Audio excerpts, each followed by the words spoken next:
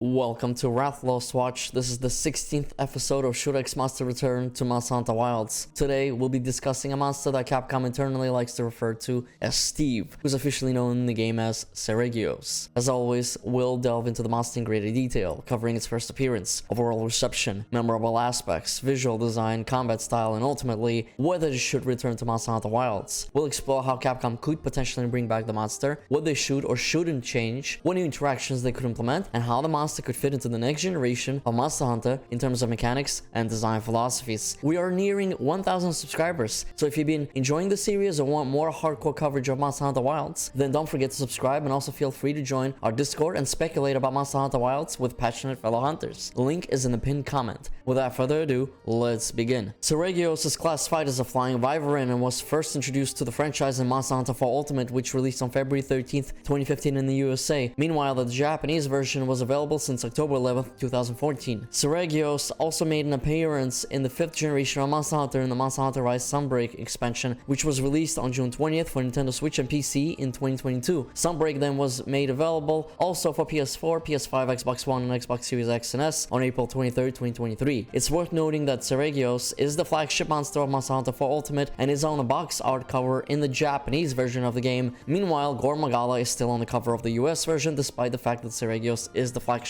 For those unaware, before his official name was revealed, Yuri from Capcom Unity jokingly referred to the monster as Steve in response to a fan's comments. So if you ever hear people in the Monster Hunter community talking about Steve, they're simply referring to Seregios, which has since become an inside meme. Seregios is a flying wyvern invader monster who doesn't really have his own locale or climate. He simply invades other territories and fights other apex predators for full control and domination. Seregios can be first encountered in a 9-star caravan urgent quest Dance of 1,000 Blades in the Dunes locale at night in Monster Hunter 4 Ultimate. In the video, I will be showcasing both the Monster Hunter 4 Ultimate and Monster Hunter Rise Sunbreak versions of the fight. Seregios can range from the smallest gold crown size of 1,520.73 centimeters to the largest gold crown size of 2,246.53 centimeters. Fun fact, Seregios was designed as a rival to Rathalos, even having a battle theme with sections that closely resemble Rathalos' theme. He also ranked 60th in the Hunter's Choice for Top Monster during Monster Hunter's 20th anniversary celebration. Due to his invasive nature, Seregios can appear in all of the locales from Monster Hunter 4 Ultimate and Monster Hunter Rise. He also has a subspecies variant called Demonic Seregios, but it only appears in the Monster Hunter Explore spin-off and has never been featured in any of the main titles. Seregios stands out for a few reasons. First, he's an apex predator that directly rivals Rathalos, the flagship monster of the entire franchise, which makes him intriguing and adds something new to the lore. He is also the flagship monster of Monster Hunter 4 Ultimate, and Capcom tends to make their flagship monsters particularly special. What's even more interesting about Seregios is that he inhabits small isolated environments, none of which are well documented. This adds a layer of mystery. Where exactly is Seregios from and what are its origins? Maybe Capcom will explore this further in future titles. Another reason Seregios is memorable is his visual design and unique fighting style. Even though he's another flying wyvern in a game that already has plenty of them, he still manages to feel distinct and fun to fight. In terms of visual design, Seregios is a medium-sized bipedal wyvern with gleaming gold scales and red markings around its eyes that extend down its body. He has a single horn curving backward from his head. Its feet have a unique zygodactyl design with 2 toes facing forward and 2 pointing backward. When agitated, Seregios can make each of its scales swivel individually, producing a distinct rattling sound. I really like his visual design. It's not too fancy and is more on a grounded level. He looks quite realistic, and the sharp individual scales really enhance his appearance and aggressive demeanor. You can instantly tell he's a predatory creature ready to dominate and claim territory. He actually reminds me a bit of Rathalos from Monster Hunter Wilds. Both have sharp, defining features. Rathalos has 2 prominent spikes on his jaws and demonic-looking horns on top of his head. In contrast, Seregios stands out with his striking prominent scales. Interestingly, both have similar skin colors. However, when Rathalos gets charged with electricity, blue accents appear along the edges of his wings, tail, and neck. It almost seems like Rathalos' design was slightly inspired by Seregios, but that's just my assumption. His head, wings, and claws can all be broken, and his tail can also be severed. Now let's move on to discuss Seregios' combat style. I'm going to be discussing and showcasing Seregios in his Monster Hunter Rise Sunbreak version. This is the latest entry in the current generation, and in my opinion, he's much more fun to fight in Sunbreak compared to Monster Hunter 4 Ultimate. One of my favorite moves is his sliding ground kick. Seregios leaps into the air and then dives down, sliding across the ground with his sharp, deadly talons. He's like an oversized eagle that prefers to snatch his victims from midair. Sometimes he performs the move once and other times twice in a row. To avoid it, you need to either sprint left or right at full speed or roll out of the way for a better chance of dodging or just wire bug out of the way if you are playing the Sunbreak version. In Monster Hunter 4 Ultimate, this move felt awkward with an overly forgiving hitbox. You could be right between his legs and not take damage as he slid past. But in Sunbreak, if you're anywhere between his feet, you'll get hit hard, making this attack far more dangerous in the latest version. I hope they keep it that way because this attack is so iconic. Only Seregios does it, and it looks incredibly cool and intimidating. Dodging it and landing a counterattack afterward is such a satisfying feeling. Additionally, if you're standing between his feet while he's on the ground, Seregios will start kicking you. While the kick deals minimal damage, being hit repeatedly will eventually cause bleeding status as well. Seregios fires the blade scales from the front of his wings, then turns around and shoots more from his tail. Repeatedly getting hit by these blade scales, much like his talon attacks, will eventually also cause bleeding. So be assured to anticipate the blade scales and dodge accordingly. Every so often, Seregios will perform a big telegraph move in Monster Hunter Rise Sunbreak, usually signaled by the hunter saying incoming or get out of there. Seregios will fly into the air, create some distance, and then suddenly swoop in with a fast flyby attack using his talents, dealing massive damage and pin you into the ground. He immediately follows this with a barrage of blade scales while still airborne. I'd say this is one of the hardest moves to dodge because it happens so quickly, giving you a very short reaction window. If you're standing in front of him, he might lunge forward with his entire body, hitting you with the long horn on his head. This attack deals moderate damage and can be annoying if you're in the middle of a combo. While many monsters in Monster Hunter can seem to be predictable, Seregios is the exception. Despite not having a large variety of moves, his incredible speed and agility make him tough to hit consistently unless he's tired or knocked out. I think that's what makes him great. He truly feels like an unpredictable, dangerous aerial predator who doesn't give his opponents any breaks. Let's take a quick look at the Monster Hunter 4 Ultimate version of Seregios. I won't break it down in detail since there's really no need, but overall it's a simpler fight due to a fewer moves. In Sunbreak, as I mentioned earlier, he gained additional sliding attacks that he can chain together along with tail combos. This doesn't happen in Monster Hunter 4 Ultimate. Additionally, in Sunbreak, Seregios gets a new pin ability where he flies into the hunters, knocks them over with his legs, and then fires blade scales at them, and as a small detail, less of his tail gets severed in Sunbreak compared to Monster Hunter 4 Ultimate. That about wraps it up for Seregios' history, visual design, and combat style. It's a bit disappointing that he doesn't have a variant in Monster Hunter Rise Sunbreak, and in my opinion, he would have been a much better fit for Monster Hunter World. The fight could have been more engaging and challenging without the use of wire bugs and wyvern riding. Now, do I think Seregios has a bright future and should return in Monster Hunter Wilds? The answer is a confident yes. It's his time to truly shine, and here's why. Seregios is honestly the perfect fit for Monster Hunter Wilds. I find it hard to believe that Capcom wouldn't bring him back. His entire lore revolves around being from the unknown, undocumented lands, and in Monster Hunter Wilds, we're venturing into the Forbidden Lands, part of the old world. It feels like a match made in heaven. Additionally, Seregios is known as an invader, going wherever he pleases and challenging the apex predator of any territory he enters. His main rival, of course, is Rathalos, as I previously said. This might sound strange, but let me draw a car analogy here. Think of Seregios and Rathalos as Mercedes and BMW.